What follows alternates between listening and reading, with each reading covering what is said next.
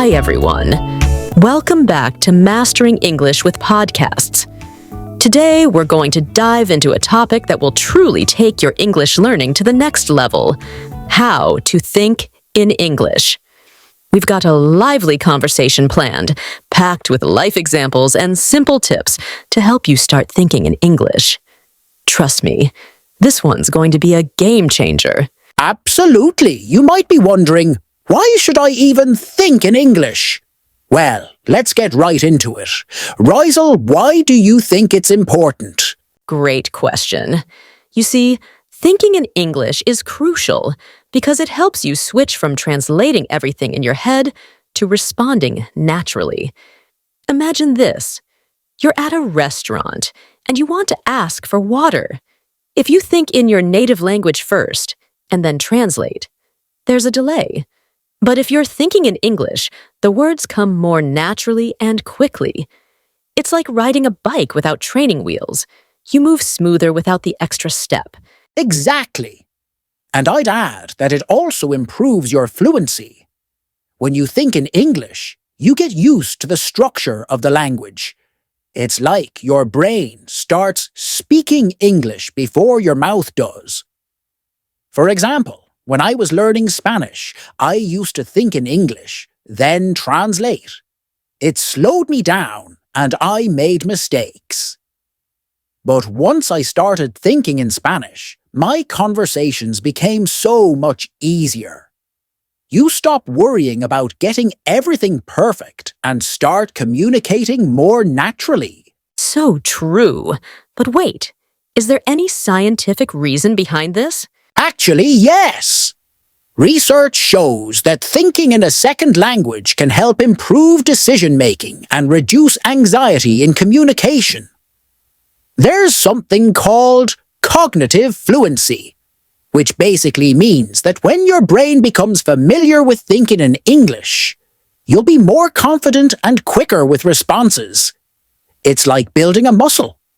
The more you use it, the stronger it gets. And here's a life example. Imagine you're preparing for a job interview in English. If you're thinking in your native language, you'll be more stressed because you're trying to translate everything.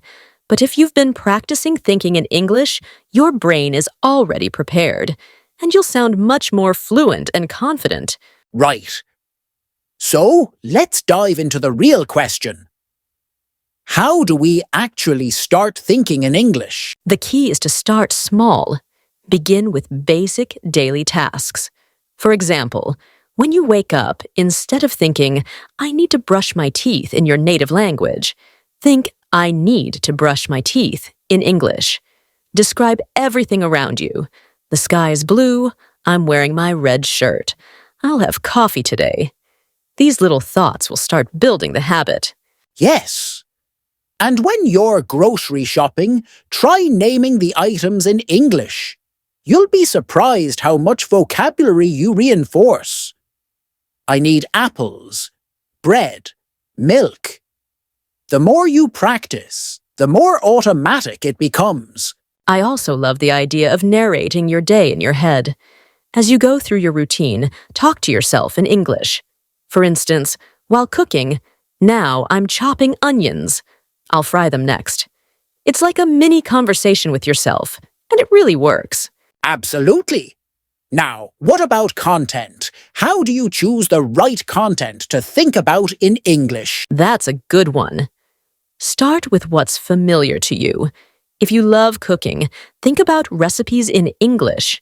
If you like sports, think about your favorite game in English.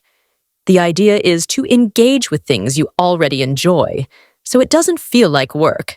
For example, I love traveling, so I often plan my imaginary trips in English.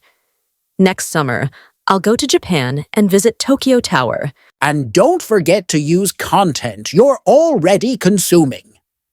If you watch English movies or TV shows, pause and think. How would I explain this scene in my own words? That's an easy way to practice thinking in English. Exactly. But here's the thing. What's really stopping people from thinking in English? Fear, mostly. People are afraid they'll make mistakes or sound silly. For example, I've had students tell me they're too shy to think in English because they feel like they'll get it wrong. But thinking isn't about perfection, it's about practice. So true. Another hurdle is the habit of translating. If you've spent years thinking in your native language, switching to English can feel unnatural at first. But like any habit, it takes time to break. When I first started learning French, I had to stop myself from translating every word. Instead, I forced myself to think in French, even if it wasn't perfect. Exactly. So let's ask the big question. What's the right way to think in English? The right way is to start simple and stay consistent. Don't worry about complex thoughts or grammar rules. If you're thinking, what should I wear today? Keep it simple in English. I'll wear my blue jeans and a t-shirt. Over time, you can move to more complicated ideas. The point is, don't get stuck on perfection. Just keep going. And here's another tip. Use simple English. Don't try to think in Shakespearean English. Just use the words you already know. For example, instead of saying, I am feeling quite enthusiastic about today's events, you could just think, I'm excited for today. It's easier and more natural. A common hurdle is the environment. If you're surrounded by people speaking your native language all the time, it's hard to stay in the English mindset. One solution: find a language partner or practice online with people who speak English. Another hurdle is self-doubt. You might think, I'm not good enough to think in English yet, but that's just a myth. You don't need perfect grammar or a massive vocabulary to start. Just begin with what you know. Consistency is key. Even 5 minutes a day will make a difference.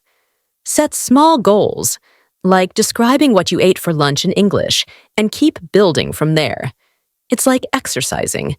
You won't see results immediately, but over time, you'll get stronger. Yes. And celebrate small wins. If you thought in English for a full 10 minutes today, that's amazing. Celebrate that. One hack: label things in your house in English.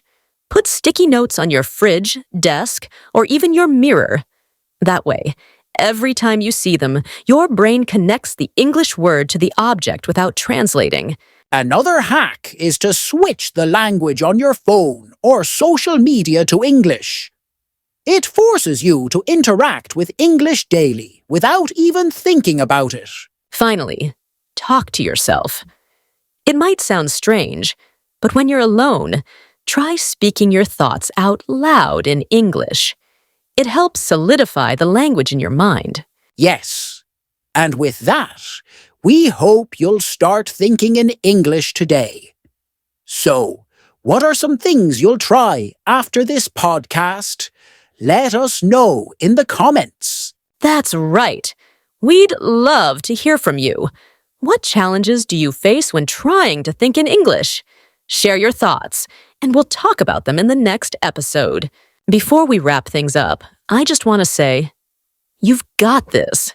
Thinking in English might seem challenging at first, but it's like any new habit. The more you do it, the easier it gets. And soon, you'll notice how naturally English flows into your daily thoughts. So keep practicing, stay patient, and remember to celebrate every little step you take. Absolutely. The best part about learning is that progress comes little by little, and thinking in English is one of the most powerful ways to improve. You're already on the right path, so stay consistent and have fun with it. Don't worry about perfection. Just keep going. And guess what? In our next episode, we'll be having a special Q&A session all about this topic, how to think in English. We'll answer your burning questions, share more tips, and dive deeper into anything you're curious about. So, make sure to leave your questions in the comments or send them our way. That's right. We love hearing from you, so don't be shy. If there's something you're struggling with, or if you've got a tip to share, let us know. We'll talk about it in our Q&A episode. Thanks again for joining us today. Keep up the great work, and we'll see you in the next episode. Until then, keep thinking in English and keep pushing forward. Stay positive, keep learning, and we'll see you soon. Bye for now.